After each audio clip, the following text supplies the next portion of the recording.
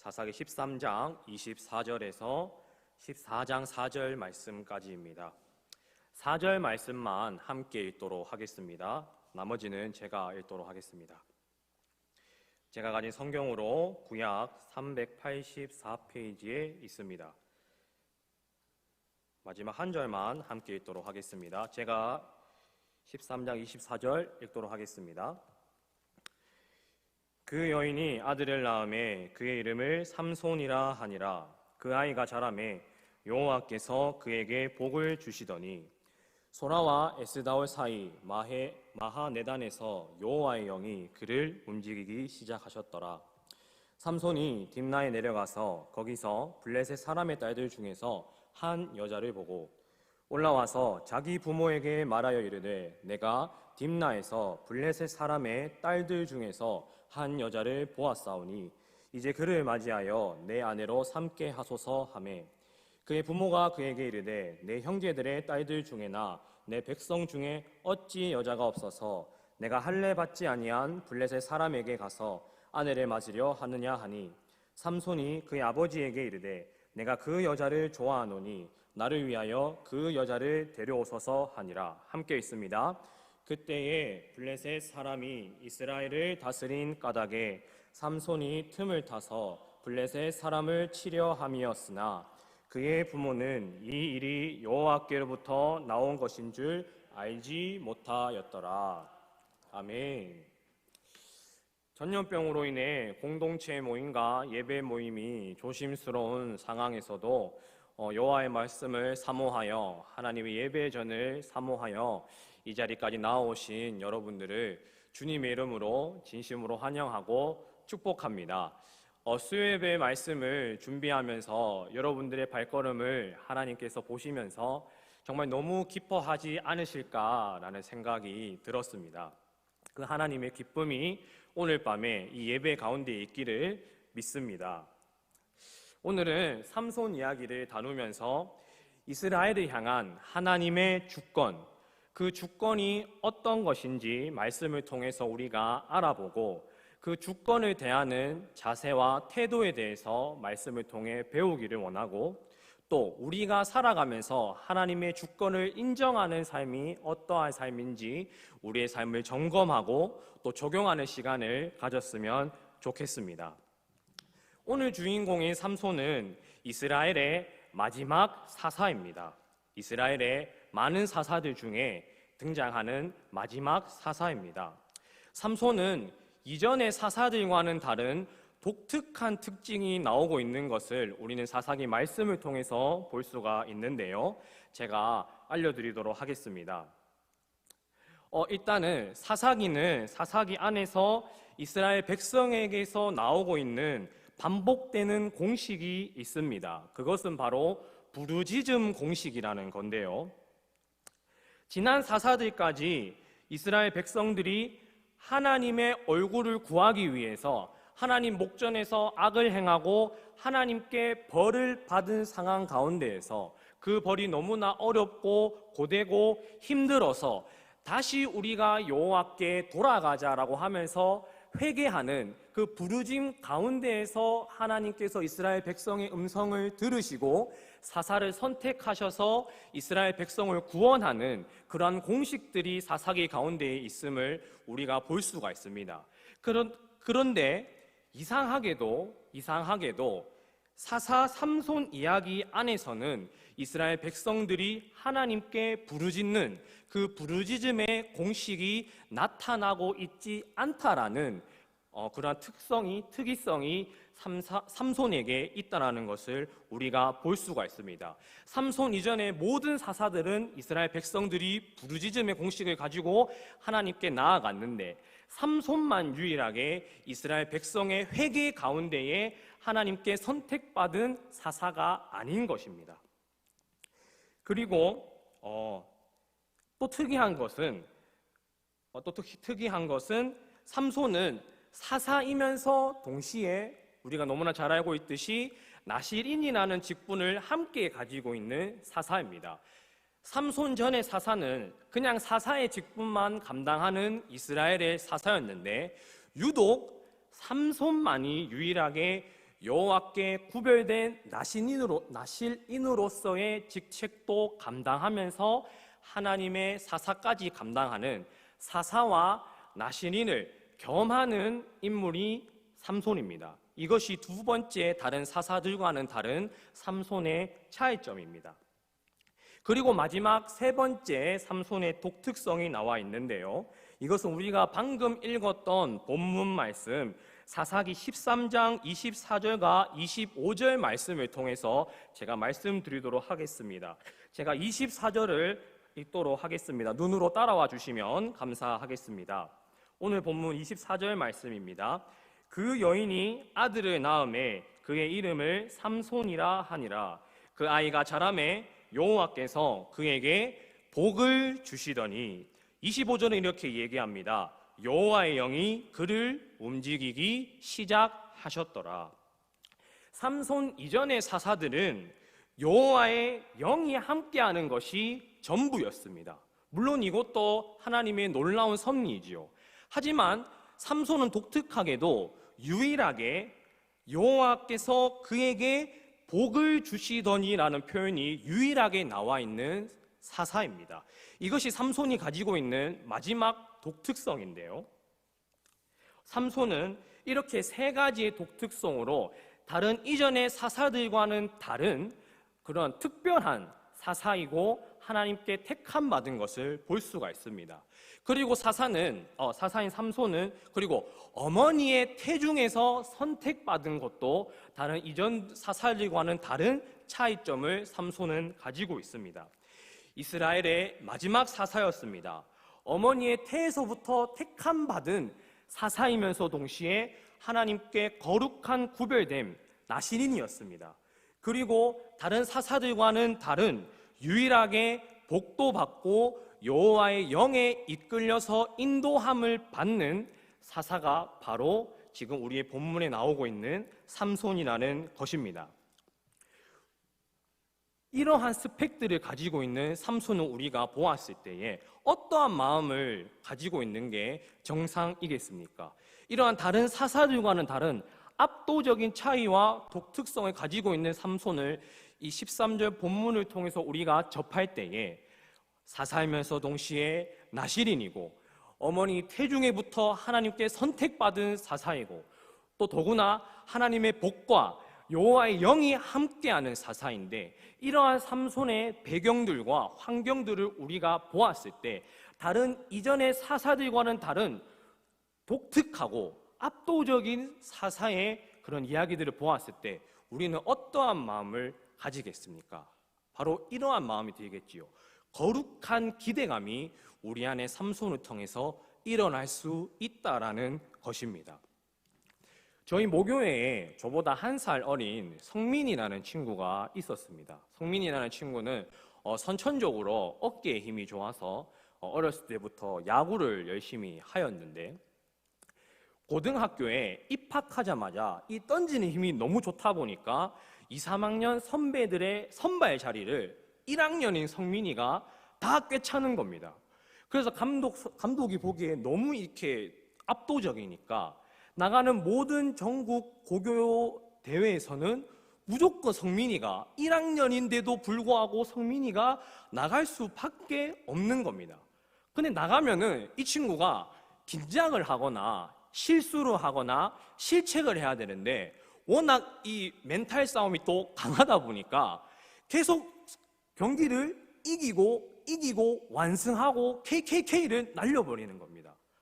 그렇다 보니까 전국 고교 우승 대회에서 우승을 가져오게 되고 또 그 대회에서 MVP까지 가져오게 되고 그래서 이 친구가 온 교회에서 목사님들과 장로님들과 온 성도들이 이 친구가 프로 데뷔하면 어떻게 될까라는 기대감으로 그 기대감이 가득 교회 가운데에 있었던 경험이 제 안에 있었습니다.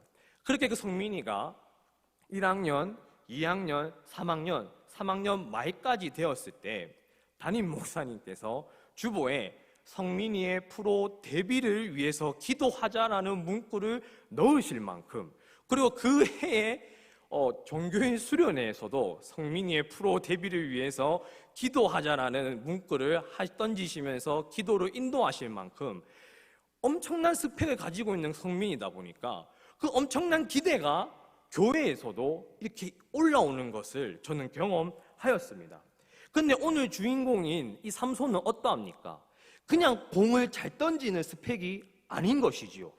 하나님의 스펙, 하나님께서 붙잡고 있고 하나님께서 간섭하고 있는 놀라운 환경과 배경 가운데에서 이스라엘 백성을 구원하기 위하여서 선택받은 사사인데 이 말씀을 읽어가면서 처음 접하는 이스라엘 백성들과 독자들은 이 삼손을 보면서 어떤 거룩한 기대감이 올라왔을지 우리가 한번 상상을 해보았으면 좋겠습니다. 우리가 자칫 사사기를 대할 때에 삼손 얘기를 너무나 잘 알고 있다 보니까 어차피 이 기대는 깨질 기대야, 어차피 이거 삼손이 자기 멋대로 할 건데 깨질 기대야라고 하면서 본문보다 앞서서 우리가 말씀을 해석하는 경우가 있습니다. 그렇지만 본문을 천천히 따라가서 읽게 되다 보면은 이 본문의 저자는 독자들로 하여금 하나님께서 어떤 준비를 통하여서 어떤 기대감을 가지고 삼손의 그 구원의 이야기를 준비하고 계시는지를 우리가 말씀을 통해서 볼 수 있어야 된다라는 것입니다. 그래서 삼손의 독특성을 가지고 우리가 거룩한 부담감을 가지고 있는데 그 거룩한 부담감으로 하나님께 복을 받고 여호와의 영을 이끌렸더라라고 이야기했는데 14장 1절을 우리가 보게 되면은 삼손이 어떠한 일을 하게 됩니까? 어떠한 이적을 통해서 이야기를 하게 됩니까? 보도록 하겠습니다. 삼손이 블레셋 도시인 딥나로 가게 되는 것을 보게 됩니다. 여기까지는 괜찮습니다. 삼손이 하나님의 사사로서 적의 동태를 살피기 위함인가 보다. 적과 싸우기 위해서 딥나에 내려가는 건가? 라는 추측을 해볼 수 있습니다. 여기서 우리가 가지고 있던 삼손의 배경을 통해서 기대를 가지고 삼손의 이야기를 계속해서 따라갈 때의 부푼 기대가 어떻게 됩니까? 삼손이 어떠한 행동을 취합니까? 적의 동선을 살피기는커녕 적과 싸우기는커녕 여자 하나를 점 찍은 후에 어떤 근거나 설명도 없이 이 여자를 내 아내로 삼겠다라고 지금 아버지께 요청하고 있는 것을 볼 수가 있습니다. 심지어 이 여인은 이스라엘 여인도 아닙니다.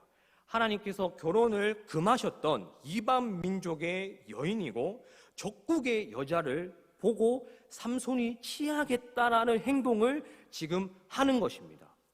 여기서 우리가 가지고 있던 거룩한 부담감이 의문점을 가지게 되는 것이죠.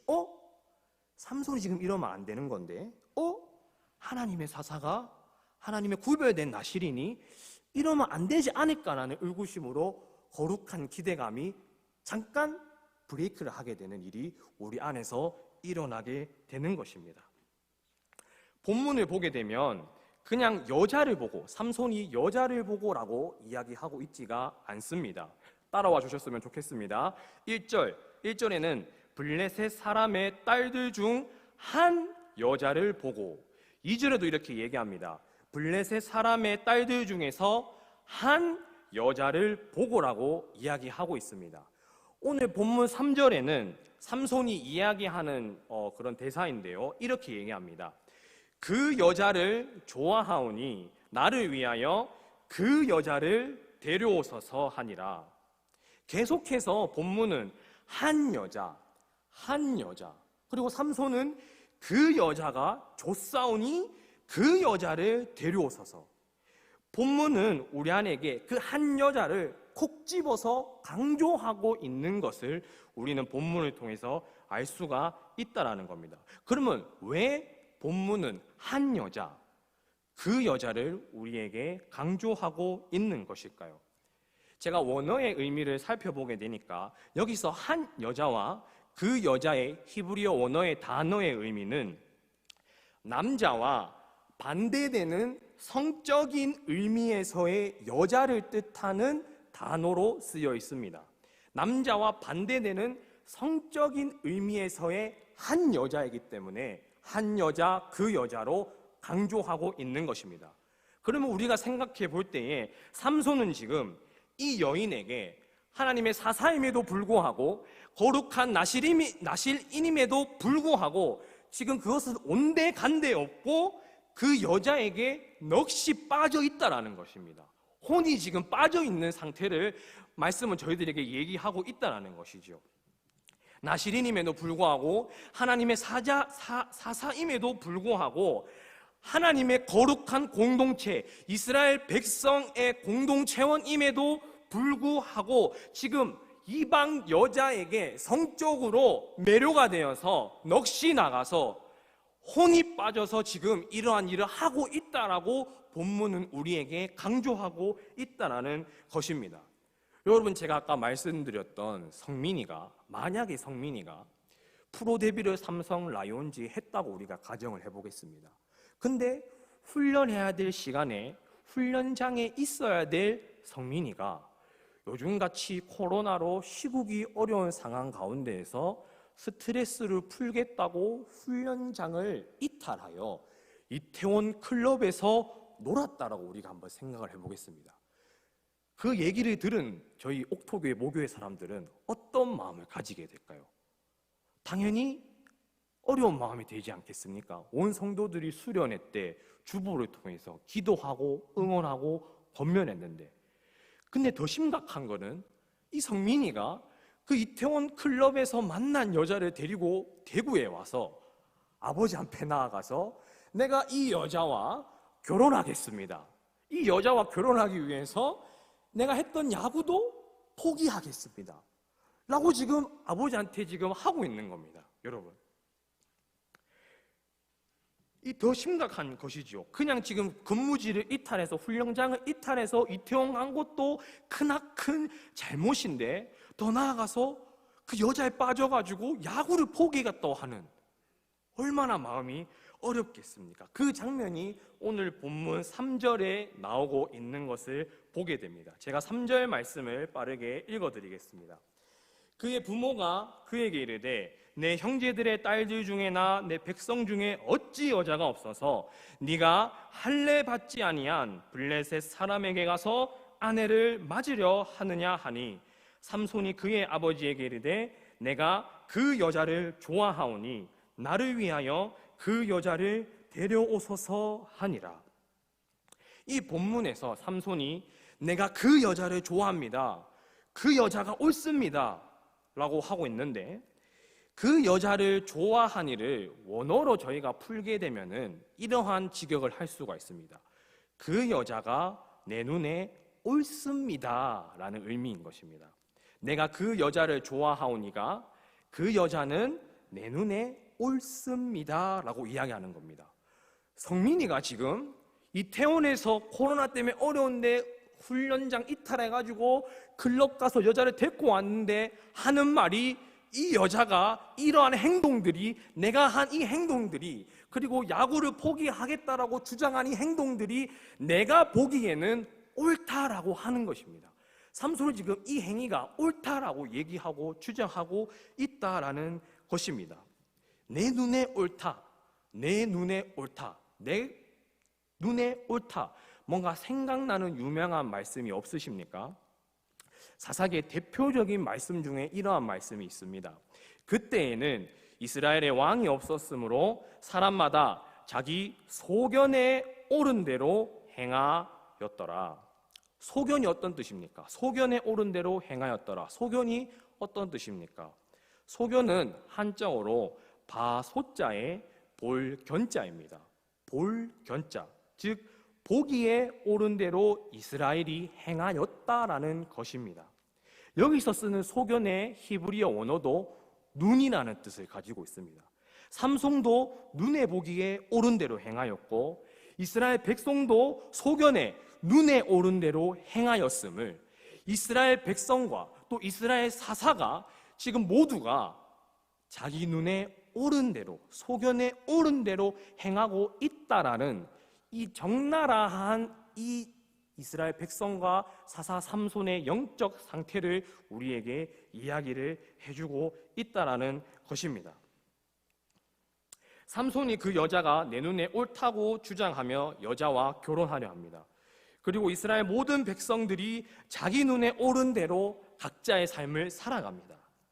이 눈으로 보다와 옳다라는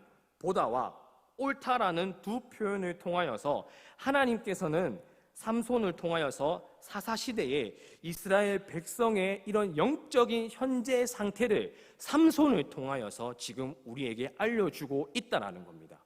하나님께서 택하신 사사임에도 불구하고 나실인임에도 불구하고 이스라엘 백성임에도 불구하고 거룩한 제사장 나라임에도 불구하고 이스라엘 백성이 그렇게 살고 있었고 이스라엘의 택함 받은 사사임에도 불구하고 각자 모두가 그 소견에 옳은 대로 행하고 있는 그 낮은 영적인 상태를 우리에게 삼손을 통하여서 이스라엘의 영적 상태를 우리에게 보여주고 있다라는 것입니다.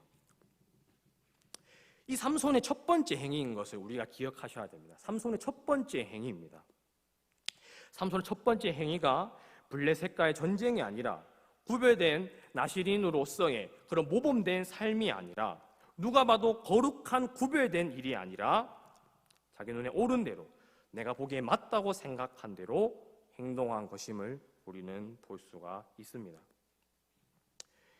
그래서 아까 말씀드렸던 것처럼 삼손을 통하여 이스라엘의 현 상태를 나타내기 위함인데 삼손은 여호와의 사사이고 나실인이라면 우리는 구별함이 맞는데 이 사람을 통해서 거룩하게 하나님께서 역사함이 맞다라는 생각을 자연스럽게 하기 마련입니다.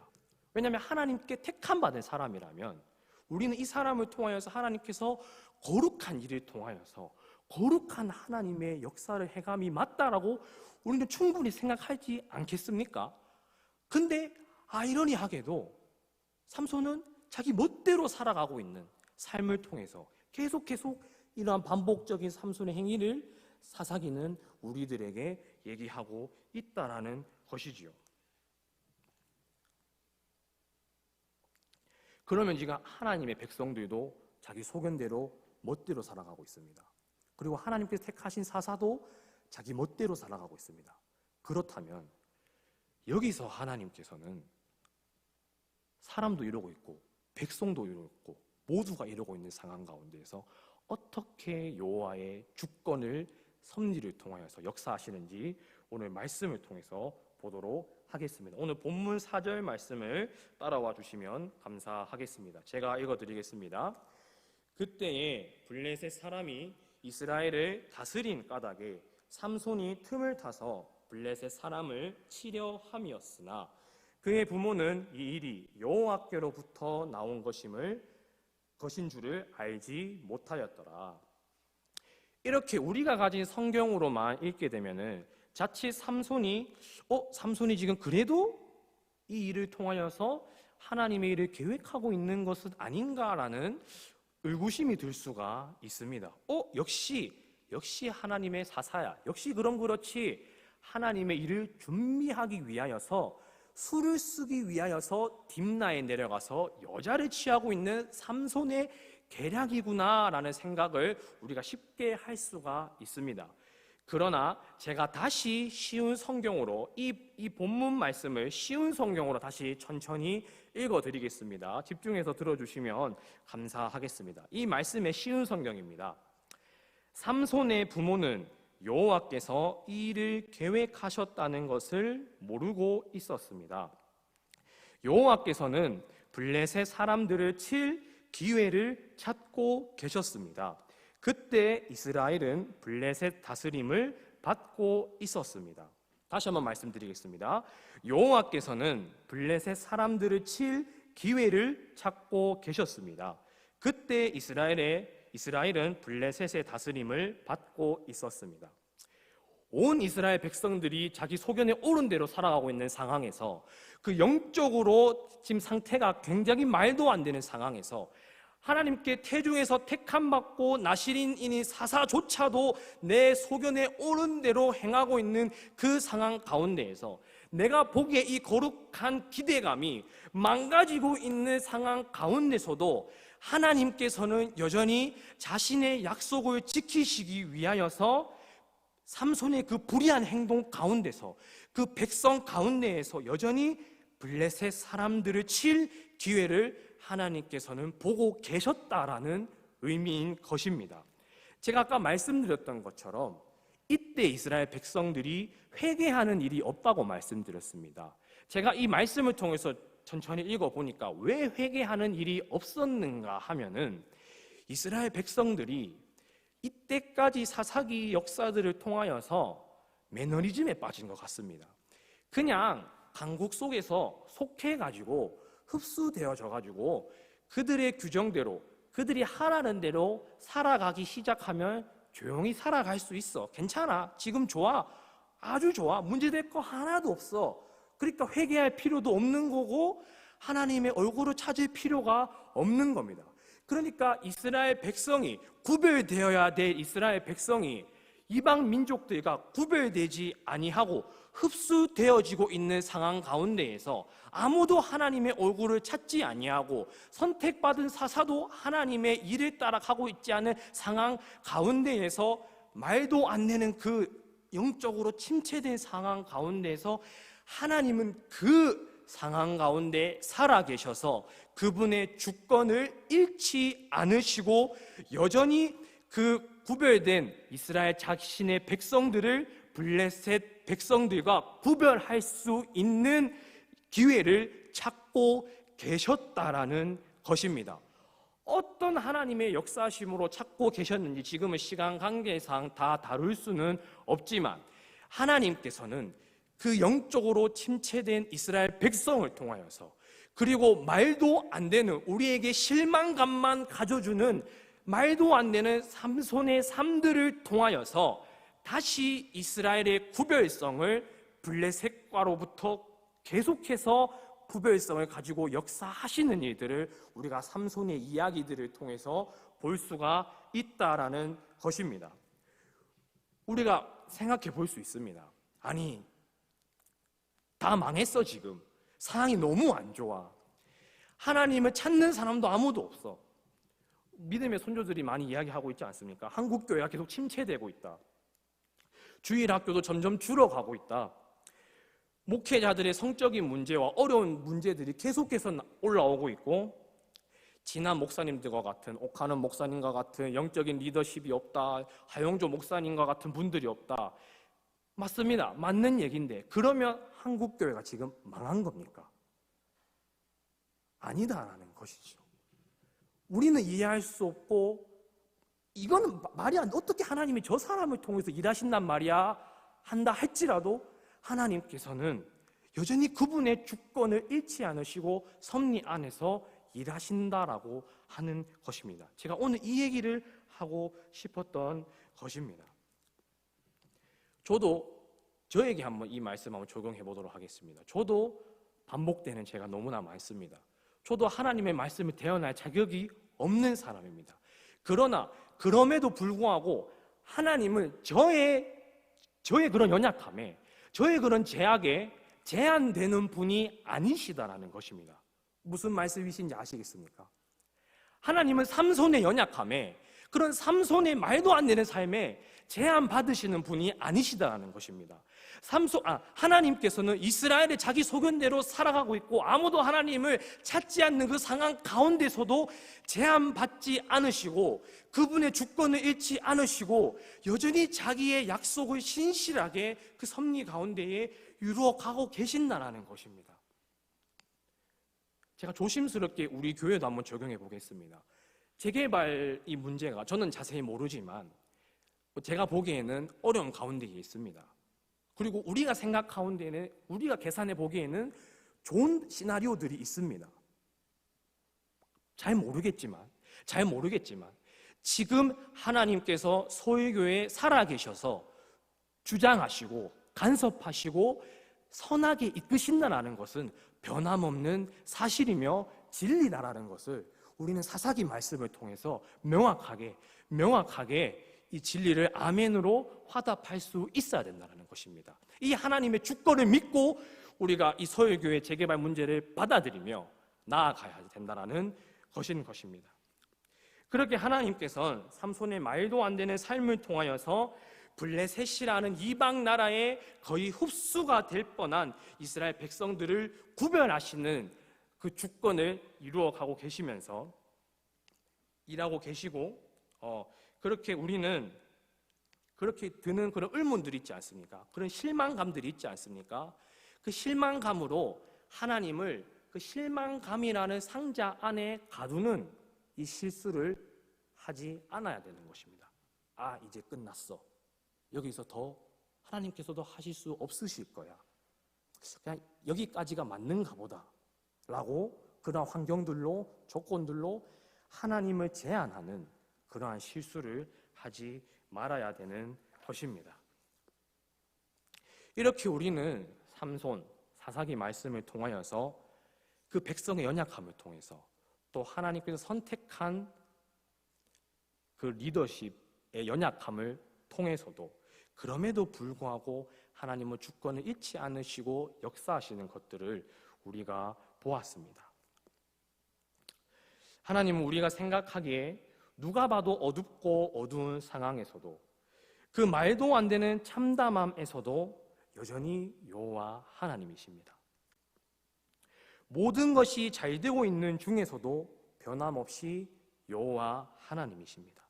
변함없으신 분이시다라는 것입니다. 상황이 어둡다고 하나님의 주권이 없는 것이 아닙니다.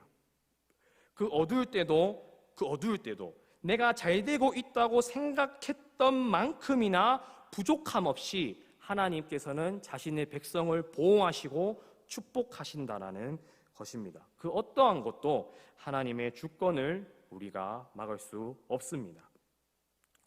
우리의 이해를 능가하시며 결점이 있는 선택을 통하여 역사하시는 하나님을 저와 여러분들이 신뢰했으면 좋겠습니다. 로마서가 이렇게 얘기합니다. 하나님을 사랑하는 자들에게 모든 것이 합력하여 선을 이루게 하신다 하는 말씀을 우리가 너무나 잘 알고 있습니다. 그 모든 것이, 정말 그 모든 것이 내가 생각하기에는 이건 말이 안 돼, 이걸로서는 이건 안 되는 거야 라고 생각하는 것까지도 합력하여서 선을 이루시는 하나님을 우리가 사사기 말씀을 통하여서 삼손을 통하여서 믿고 깨닫게 되고, 더 나아가서 여러분들의 각자 삶의 자리에서 그 놀랍고 위대하신 하나님의 주권을 인정하며 또 맛보며 살아가는 저와 여러분들이 되기를 주님의 이름으로 축복합니다. 함께 기도하도록 하겠습니다. 사랑의 하나님, 감사합니다. 부족한 종을 통하여서 사사기 말씀을 통하여 하나님의 주권이 어떠한 주권인지 우리가 짧게 다루었습니다. 하나님은 살아계셔서 지금도 여전히 하나님의 방법으로 하나님의 일을 행하시고 계신다라는 것을 우리가 말씀을 통하여서 믿게 하시고 깨닫게 하시고, 더 나아가서 우리가 살아갈 수 있는 은혜를 더하여 주시옵소서. 하나님, 우리들의 연약함을 사용하시는 하나님, 그 하나님을 우리가 아빠, 아버지라 부를 수 있게 하시는 은혜를 허락하심에 너무나 감사드립니다. 감사드리옵고 모든 말씀 살아계신 예수 그리스도의 이름으로 기도합니다. 아멘.